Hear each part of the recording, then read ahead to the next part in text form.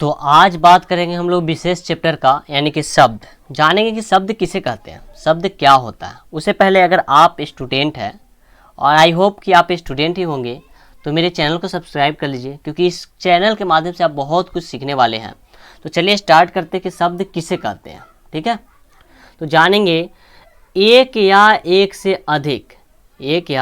एक से अधिक वर्णों से बने सार्थक ध्वनि समूह को शब्द कहते हैं। जैसे कि ध्यान रखेंगे, बहुत सारा क्या होता है कि वर्ण मिलकर एक शब्द बनाता है। जैसे कि देखिए, इसमें कमल ध्यान होगा, तो क एक वर्ण है, म एक वर्ण है, ल एक वर्ण है, लेकिन तीनों आपस में मिल रहा है तो क्या हो रहा है, एक शब्द बन रहा है। यानी शब्द का मतलब कोई ना कोई इसका अर्थ निकल रहा है। कमल यानी कि फूल, समझ में आ रहा है।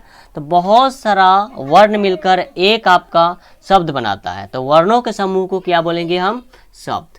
ये तो समझ गए। चलिए अब बात करते हैं शब्द के भेद। तो उत्पत्ति के आधार पर शब्द के भेद जानेंगे। 2 में व्युत्पत्ति के आधार पर शब्द के भेद जानेंगे। 3 में प्रयोग के आधार पर शब्द के भेद जानेंगे।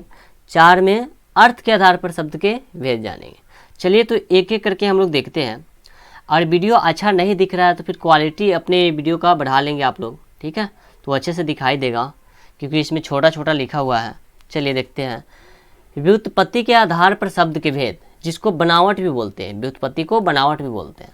तो बनावट के आधार पर शब्द के निम्नलिखित 3 भेद है, रूढ़, यौगिक तथा योग रूढ़। इसको याद कैसे करेंगे, तो योग रूढ़ यानी कि पहिलका वाला ये जो रूढ़ है लास्ट में योग में जोड़ दिया है, योग रूढ़ तीसरा हो गया।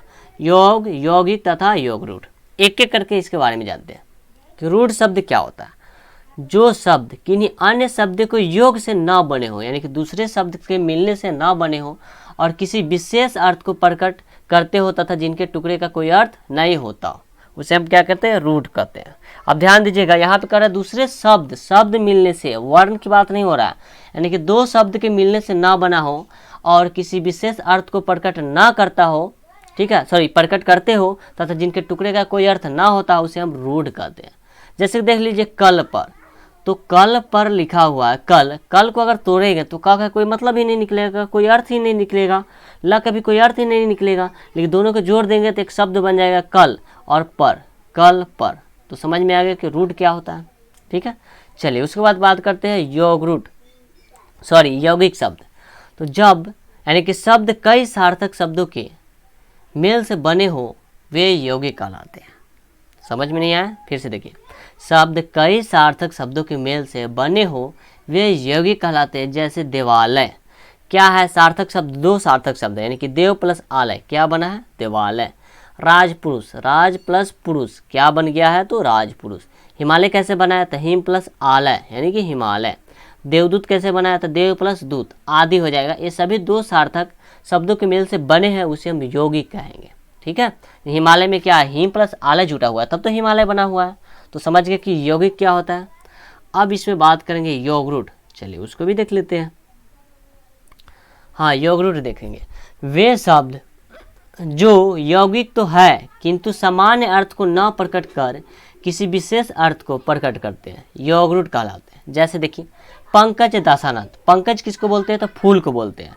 लेकिन फिर से एक बार परिभाषा देखते हैं, वे शब्द जो यौगिक तो है किंतु सामान्य अर्थ को न प्रकट कर किसी विशेष अर्थ को, यानी कि दूसरे अर्थ को प्रकट करते हैं, योग रूढ़ कहलाते हैं। जैसे पंकज है और दशानंद है आदि। पंकज को क्या, पंक प्लस ज, कीचड़ में उत्पन्न होने वाला सामान्य अर्थ में प्रचलित न होकर कमल के अर्थ में रूढ़ हो गया है।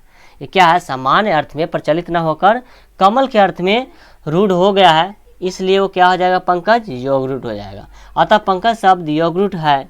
इसी प्रकार दस यानी कि दशानन मुख वाला रावण का अर्थ में प्रसिद्ध होता है। ठीक है, चलिए उसके बाद हम लोग प्रयोग के आधार पर समझेंगे।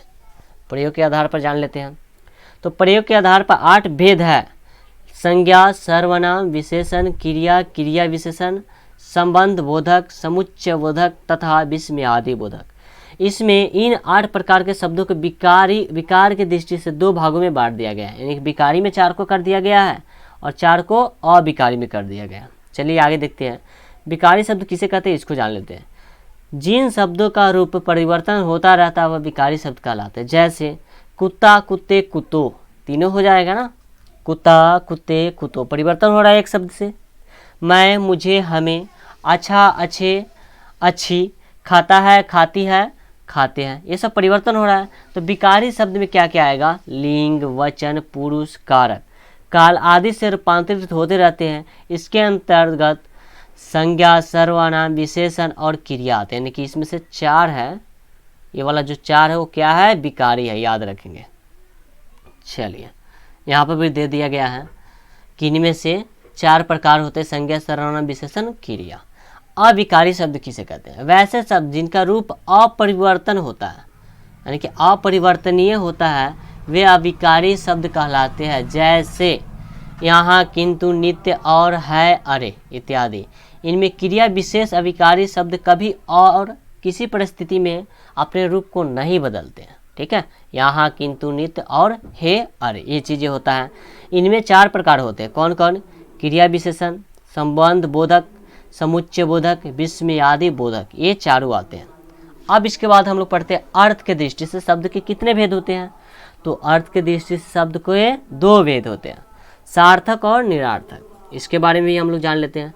सार्थक शब्द क्या होता है?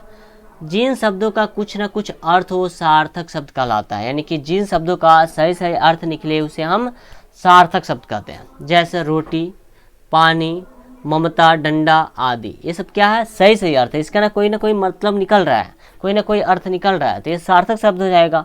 लेकिन यही बात करेंगे निरार्थक शब्द, तो जिन शब्दों का अर्थ सही ना निकले, यानी कि अर्थ ना होता है, वे निरार्थक शब्द कहलाते हैं। जैसे रोटी बोलते हैं तो रोटी वोटी, वोटी का मतलब क्या होता है? रोटी वोटी बोलते हैं, रोटी वोटी है।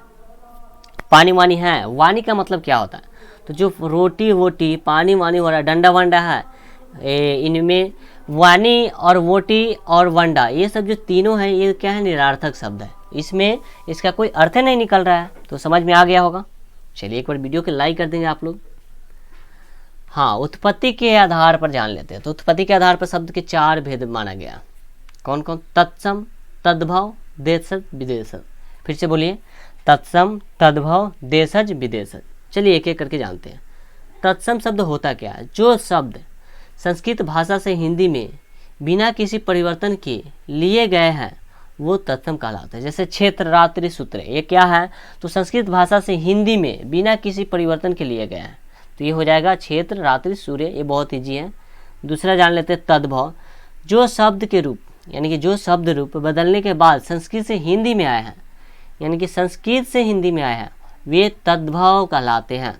जैसे कि खेत, क्षेत्र, सूरज का सूर्य आदि, तद्भव स हो जाएगा। ठीक है, चलिए देखते हैं। तद्भव जितना भी रेड है ये तद्भव होगा, और जितना भी क्या बोलते हैं हरा है, यानी वो तत्सम शब्द होगा। आसमान तद्भव, अखबार तद्भव, ऊंचा तद्भव, कन्हा तद्भव, केस तद्भव, घर तद्भव, घड़ा तद्भव, मोर तद्भव, सौत तद्भव, पोथी तद्भव, पुत्रवधि तद्भव, फूल तद्भव, शक्र, खेत, गिद्ध, नेह, गाय, बच्चा, जवान, ये सब क्या है? तद्भव है।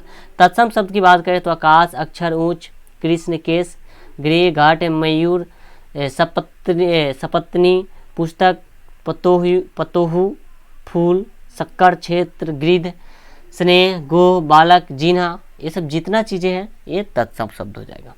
चलिए अब देखते हैं हम लोग देशज शब्द क्या होता है। देशज बहुत ईजी है। वे शब्द जिनकी उत्पत्ति की जानकारी नहीं है, बोलचाल के आधार पर स्वतः निर्मित हो जाते हैं, उसे देशज शब्द कहते हैं। इन्हें देशी शब्द भी कहा जाता है, यानी कि देश के अंदर बोलचाल भाषा को, बोली जाने वाली भाषाओं को हम देशज शब्द कहते हैं। ऐसे भी बोल सकते हैं आप, जैसे आदमी, पंखा, रिक्शा, काजू, अलमारी, बंदूक, दरवाजा, लोटा, ये सब क्या है?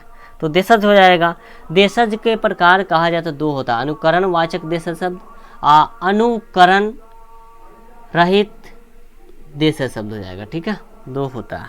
चलिए देख लेते हैं विदेशी या विदेशज शब्द किसे कहते हैं, यानी कि चौथा देखते हैं। तो शब्द अन्य देश की भाषा से आए हुए शब्दों से जो हिंदी भाषा में सम्मिलित हुई है, यानी कि विदेशों से जो भाषा आया हुआ है और हिंदी भाषा में मिल गया हुआ है, उसे विदेशज कहते हैं।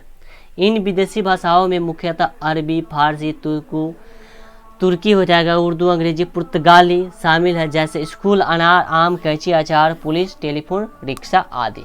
ये विदेशों में भी कैंची को कैंची कहा जाता है, रिक्शा को रिक्शा कहा जाता है, स्कूल को स्कूल कहा जाता है, टेलीफोन को टेलीफोन कहा जाता है। ठीक है, अचार भी विदेशों में कहा जाता है।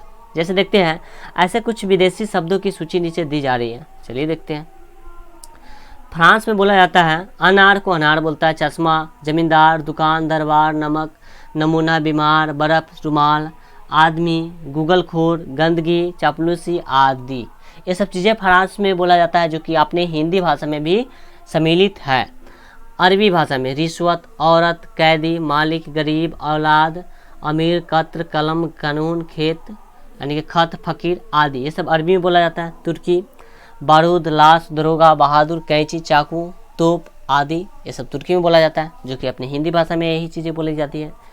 चाबी, तिजोरी, तौलिया, फीता, साबुन, तंबाकू, कॉफ़ी, अचार, अल्पिंग, कारतूस, गमला, कमीज। फ्रांस की बात करें फ्रांसीसी तो पुलिस, कार्टून, इंजीनियर, कर्फ्यू, बगुल आदि। ठीक है। अंग्रेजी बात करें तो college, pencil, radio, television, doctor. ठीक है। ये सब चीज़ें बोली जाती हैं अपनी हिंदी भाषा में। यूनानी में बात करें तो टेलीग्राफ, एटम, डेल्टा, टेलीफोन आदि। जापान में बात करें तो रिक्शा आदि हो जाएगा। ठीक है। यहाँ तक समझ में आ गया। चलिए चीन भाषा की बात करें यानी कि चीनी में तो तूफान, लीची, चाय, फटक्का आदि वहाँ बोला जाता है। डच की बात करें तो बम आदि। ये रहा आपका चैप्टर शब्द। अब हम लोग नेक्स्ट वीडियो में नेक्स्ट टॉपिक देखेंगे। ठीक है। तब तक रहने देते हैं, मिलते हैं फिर अगले वीडियो में।